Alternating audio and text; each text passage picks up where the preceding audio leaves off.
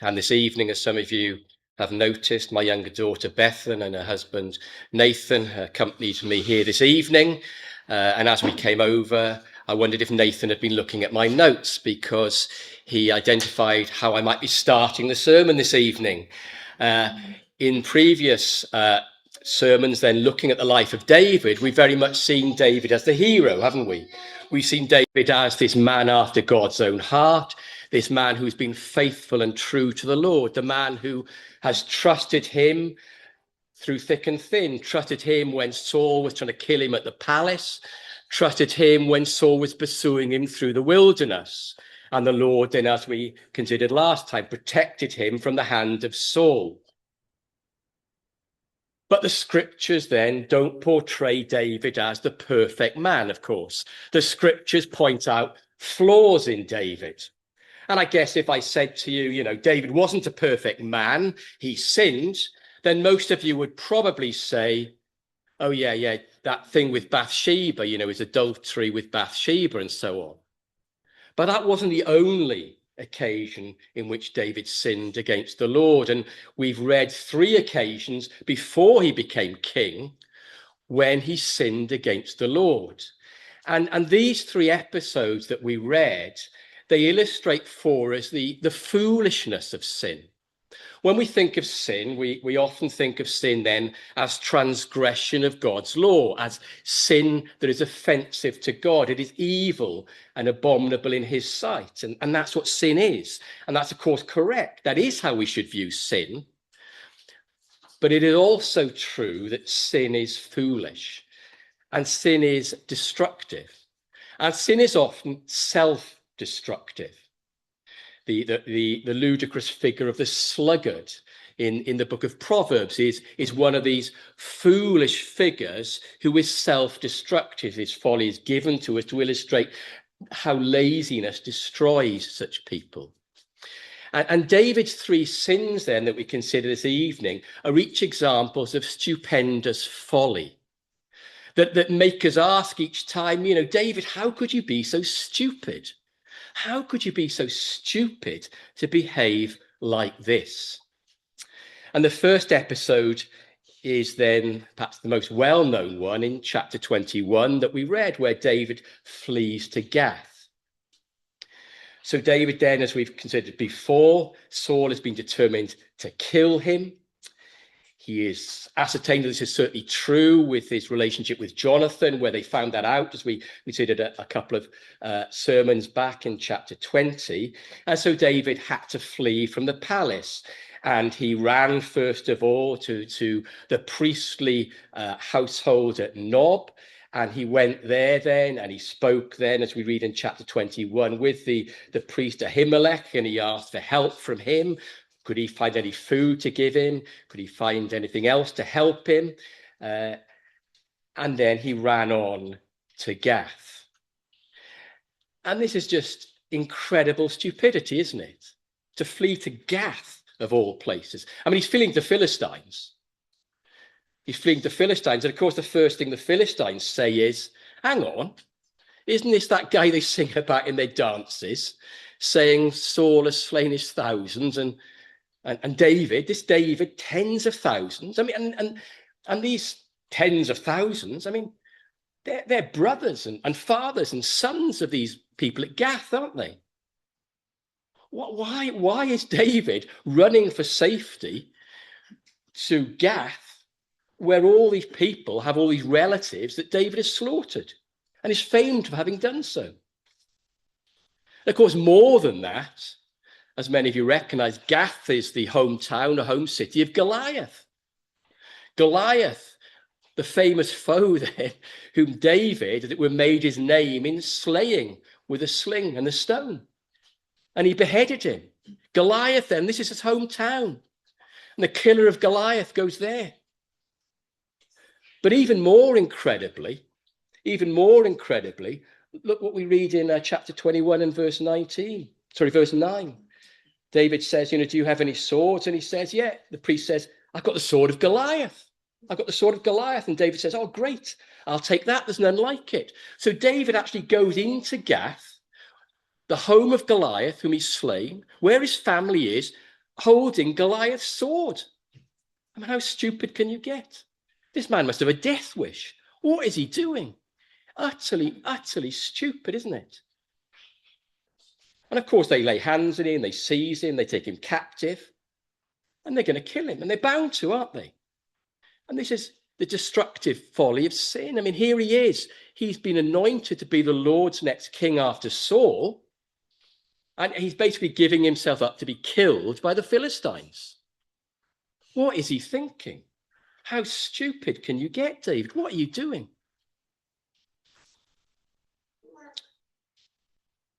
And so we can ask, well, what happened? What happened to David to behave like this? Why is he doing this? And the key thing is that in the episode we've read, when he flees to Nob and to Ahimelech, and then he flees on to Gath, he never mentions the Lord. God is not in his thoughts at all. Previously, with his killing of Goliath, he has spoken of his confidence in the Lord, hasn't he? When he's in his relationship with Jonathan and they're working the situation out, there's this covenant before the Lord again and again. The Lord is on David's lips. The Lord is in David's thinking. He's trusting in the Lord, and the Lord was delivering him in the palace, and then as we consider later on. But here, the Lord is completely absent. David's faith in the Lord has clearly completely failed. He's not thinking about the Lord at all. He's thinking entirely humanly, entirely apart from the Lord. His faith completely fails. And that's the root reason why he behaves so stupidly, so recklessly, trying to throw his life away into the hands of the Philistines at Gath.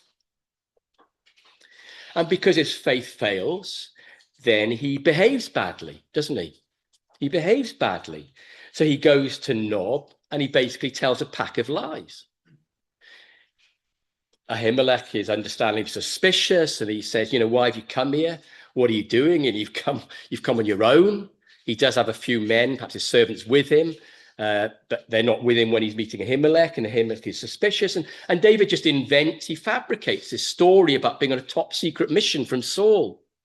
That's why he's arrived without any armor and weapons. That's why he's arrived on his own, he claims, and he just makes up. He's just telling a pack of lies to Ahimelech, and a pack of lies that, of course, has terrible consequences for Ahimelech when he and his family are all slaughtered by Saul in his vengeance later. But because he's not walking with the Lord, because the Lord is not in his thinking, then he invents all these lies to look after himself, to protect himself. Some of you may remember that when in our first sermon, we thought about the fact that the Lord instructed Samuel to mislead in order that Samuel could anoint David king. But that was to protect other people from the malice of Saul. This is entirely different. This is David simply looking after himself and lying to protect himself because his faith has failed and he's on the run, and he doesn't need to do this at all. It's because he's not seeking the Lord, because he's not trusting the Lord.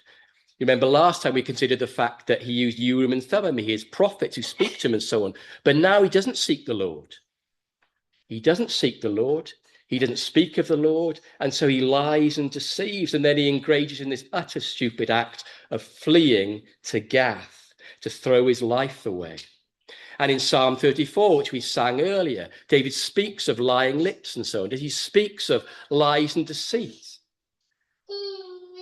Because he's recognizing then in Psalm 34 the evil in which he has engaged in this foolish behavior.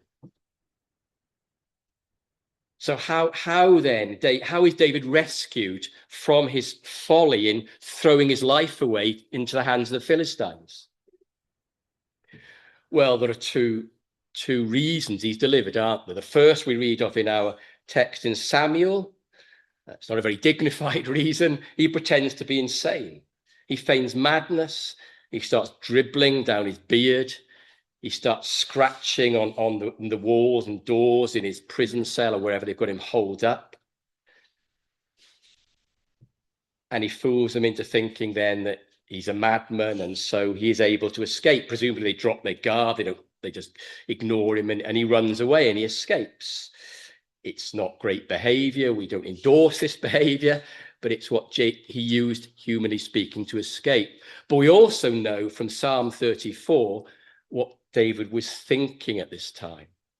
And it was at this time from Psalm 34 that we learn how David came to his senses. Once he was seized, and Psalm 56 as well. Psalm 56 especially says, it was written when the Philistines had seized him at Gath. We read that he was seized. He's in their hands in verse 13 of chapter 21. He's been seized, he's been imprisoned and so on. But it was at this time then when he's in prison that he penned or thought of, he conjured up that psalm and Psalm 34. He says he sought the Lord, he called upon the Lord. He describes himself as the poor man, the broken-hearted man, the man who's crushed in spirit, the man who is now turned away from evil and those deceiving lies and so on that he recognized he's engaged in. So David then, as again we commented before in the Psalms, we get insight into David's thinking, into his mental state from the Psalms. We don't read in the text of Samuel. So we have the view of Samuel, which tells us he feigned madness, but we also have, importantly, the fact that David cried out in that condition of imprisonment to the Lord, recognizing his folly, recognizing his evil speech and so on, and the Lord delivered him from that state. And I think Psalm 34 is interesting in when you read it, in how David comments on his behavior. I commented at the outset then that, there's a tendency to think of Christians and Bible figures in heroic terms, and the Bible doesn't let us do that. But, Christian biographies and Christian testimonies, they fall into two opposite errors, don't they? You have, on the one hand, you have Christians who kind of big up their previous sin. They go into lurid details about their fornication, their drunkenness, their violence, and all this stuff. And they major on how awful they were. And that's not good. It's not good to overdo that. But on the other hand, we have, biographies that are essentially hagiographies. They paint men as kind of saints with, standing on these pedestals, and who else could be like such a hero as this? And Psalm 34 shows us, if you like, the Goldilocks position. Not too much about sin, not too little about sin, just right. Recognizing sin as sin and repenting of it, being contrite, but not overdoing it and over-egging it. And this is how David then cries out to the Lord. He recognizes his sin, his evil. He cries to the Lord, and the Lord delivers him using somewhat dubious means of his feigning madness. So this then is David's first act of sinful folly, is fleeing to the Philistines at Gath. The second act then of David's sinful folly we're considering is the episode we read in chapter 25, perhaps less well known, this episode with Nabal.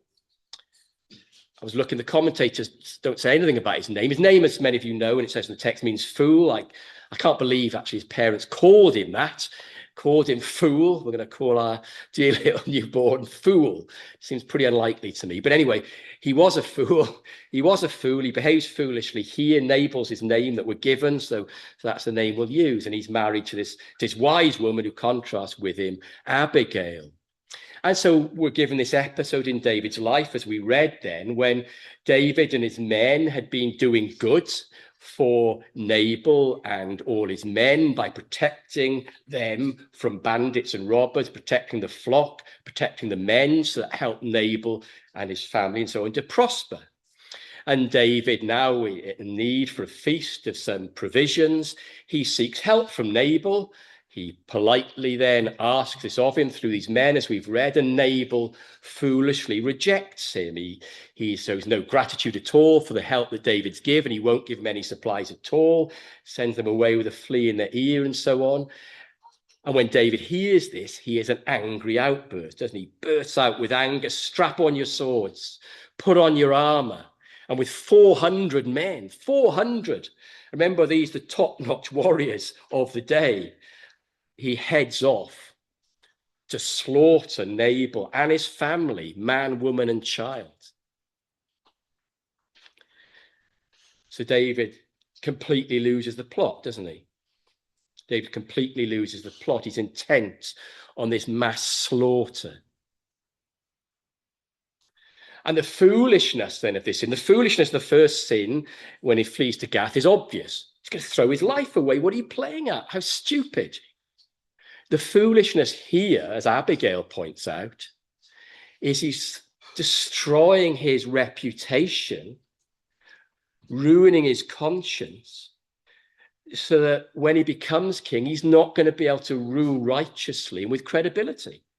How could he?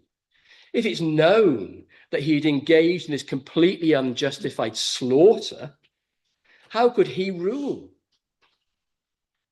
Nobody could take his judgment seriously. Remember, kings would chop judges. How could he rule justly? How could he be regarded as a righteous ruler when it was known that he had behaved in this way?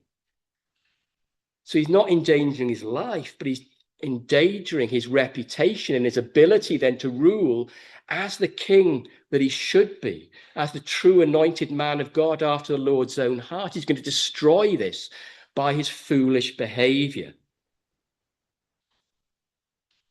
And again, we ask, why? Why did David behave like this? And the answer is the same. Because in chapter 25, again, the Lord is not on David's lips. The Lord is not in David's thinking. And this, I think, is emphasized by the placement of this episode in chapter 25. You may remember last time we considered in David's fleeing from Saul, how in chapter 24 and chapter 26, Saul was given into David's hand in the cave, and then when he's asleep at night, David has this golden opportunity where to kill Saul. And his men encourage him to do so. Come on, now's the time. Kill him, take the throne. And as we considered, David wouldn't do so. He would not touch the Lord's anointed king.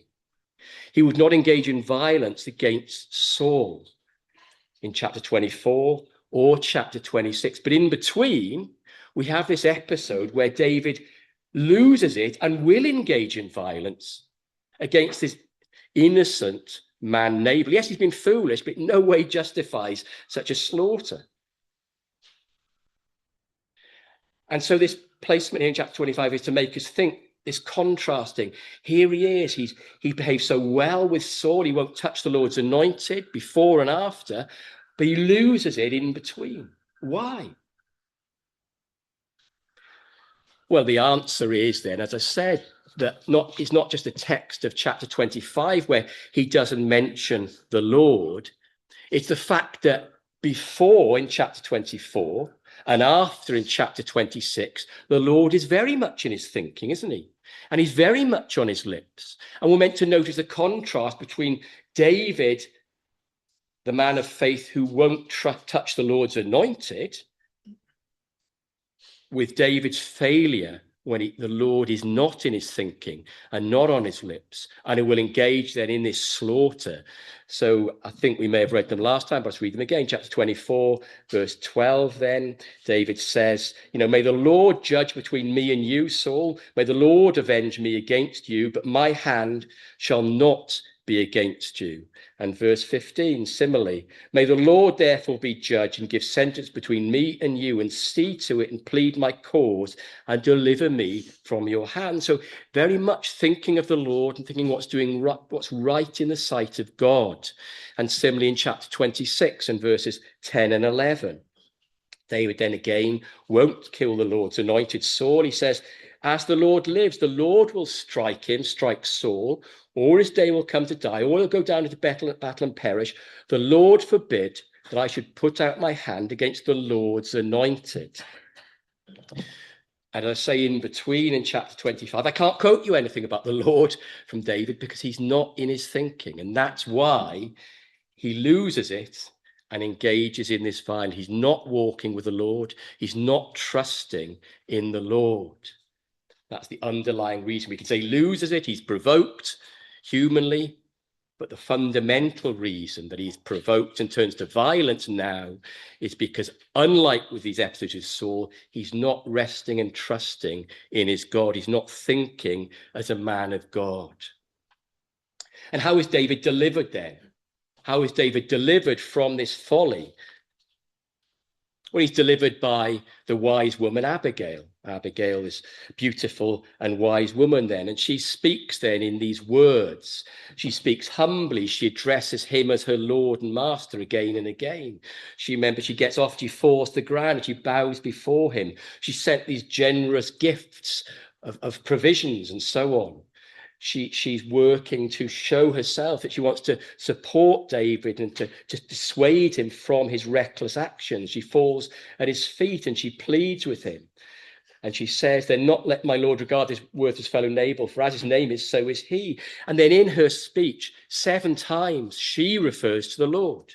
Again and again, she talks to the Lord. She introduces the Lord back into David's thinking.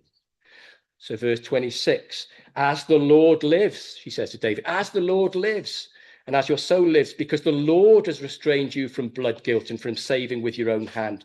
Now then let your enemies and those who seek to do evil to you be as my Lord, be like Nabal. And then in verse 28, please forgive the trespass of your servant, for the Lord will certainly make my Lord a sure house, because my Lord is fighting the battles of the Lord. And verse 29, she says, the life of my Lord shall be bound in the bundle of the living in the care of the Lord your God. And the lives of your enemies shall be slung out from the hollow of the sling. And when the Lord has done to my Lord according to all the good he has spoken of concerning you and has appointed you ruler over Israel, then you, my Lord, will not have cause of grief or pangs of conscience for having shed innocent blood. So she, Abigail, wisely handles it. She sends these gifts. She's humble before him. Most importantly, she introduces the Lord back into David's thinking. She repeatedly refers to the Lord and what the Lord has done for David, has promised for David, and the consequences for David if he goes on in this violence he's intent on. And she's successful, because in verse 32, we read, David said to Abigail, blessed be the Lord, the God of Israel, who sent you this day to meet me. Blessed be your discretion, and blessed be you who have kept me this day from blood guilt.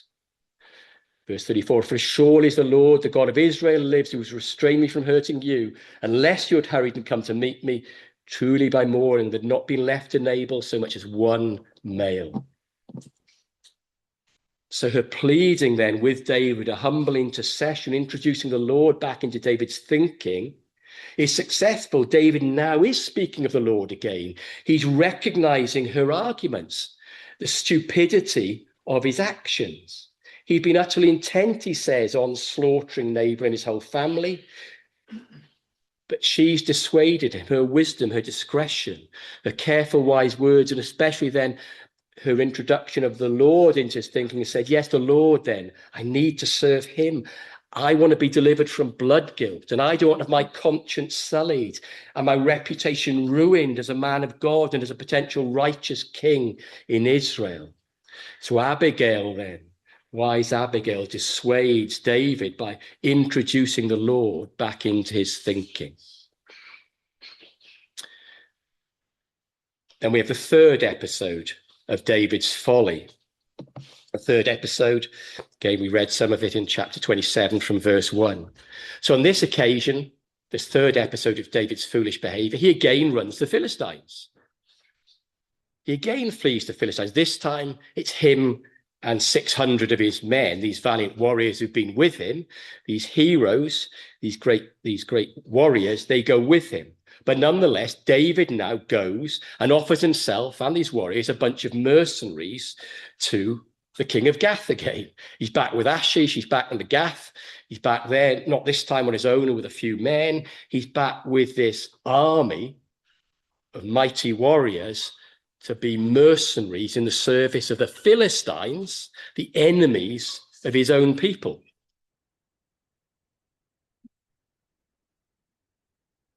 And his initial folly in running to the Philistines, then he just digs himself in deeper and deeper, doesn't he? We didn't read it all, but you read through it. So he runs to the Philistines.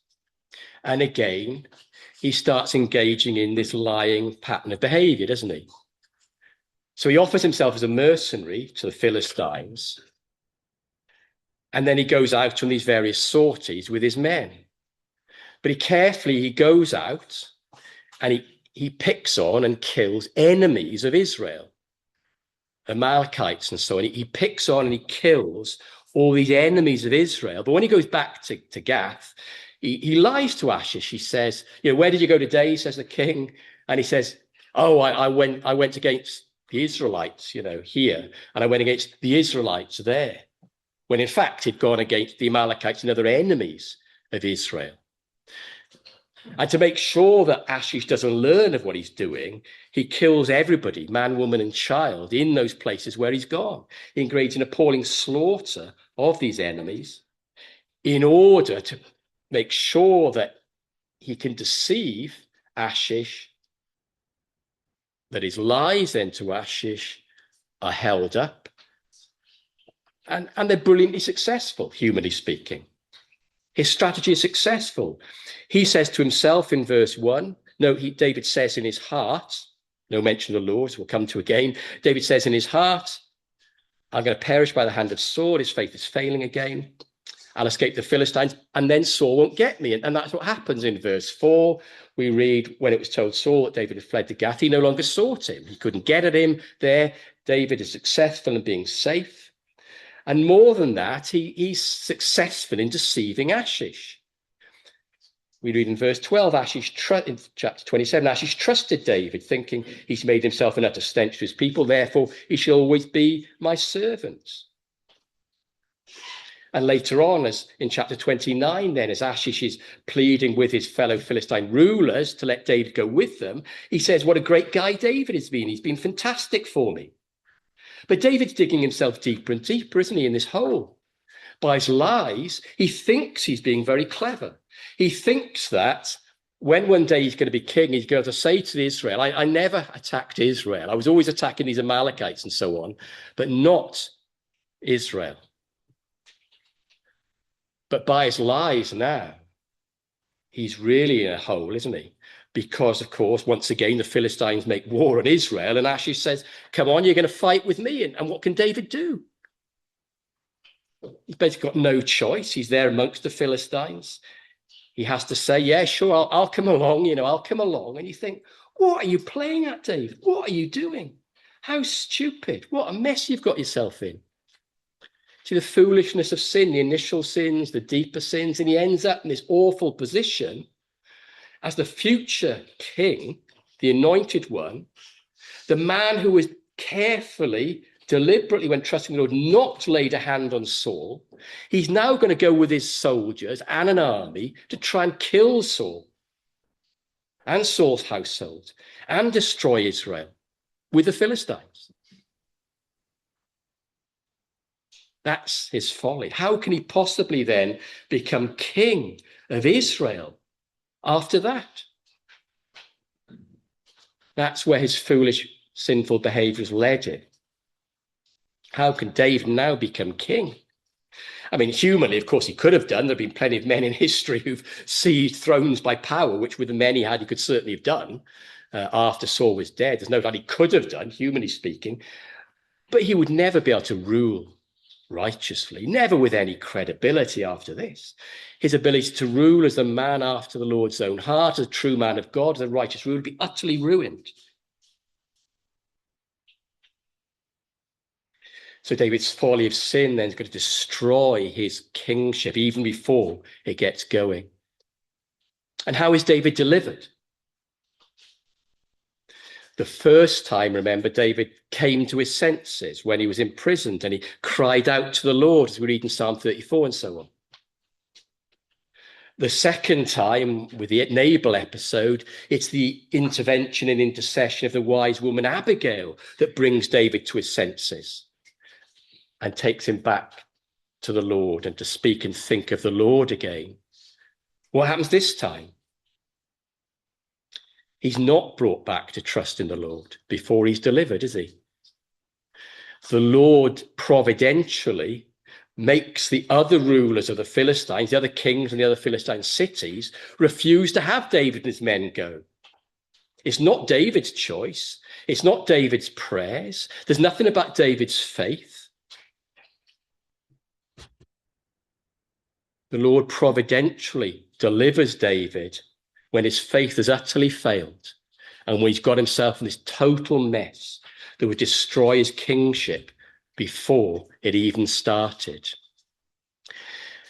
Now, later, David does come to his senses. We read in chapter 30 and verse 6 that David strengthened himself in the Lord his God. Now he's been dismissed by the Philistines. He's gone back home to their base at Ziklag and found then that Amalekites have come. They've seized David's wives and family, and they've taken his goods, and they've taken all the possessions and the families and so on of all his warriors. And they've gone off. It's a total disaster while they've been away. And when David is going after them now, he comes to his senses and he's back speaking to the Lord. He strengthens himself in the Lord. And then in verse 7 of chapter 30, we read, he says to Abiathar the priest, bring me the ephod. So he's back seeking the will of the Lord again. What should I do? Should I go after these Amalekites? Should I pursue them? And he does, and it's successful and so on. But it's only now, afterwards, that he comes to his senses. Only after the Lord has providentially delivered him from the utter mess that he's got himself in by his sinful folly. So it's not his own faith. It's not a faith restored by the intervention of someone else like Abigail. It's the Lord directly protecting him and delivering him even without his own faith. And that's why I chose our closing song, because it's the Lord who holds us fast ultimately. Our faith fails sometimes. Our faith can fail. David's faith failed completely and utterly in the end. But it was the Lord then who protected him. The Lord delivered him. The Lord rescued him from his folly. And only after the Lord had rescued him did he finally come back to his senses as a man of God and seek the Lord again. The Lord upheld him. The Lord protected him as the Lord protects his people. That's our confidence, isn't it? We want to trust him. We don't want to be like David in his foolishness. We must always seek to walk with the Lord, to keep close to him so we don't engage in these stupid lies and deceit and the worse and worse sins that leads to. We want to walk with the Lord faithfully, trusting in him. But if we do fail, the Lord will uphold his people. He will protect us. He will hold us to the end. That's our confidence. Let's close then singing from the overhead projector, number 41.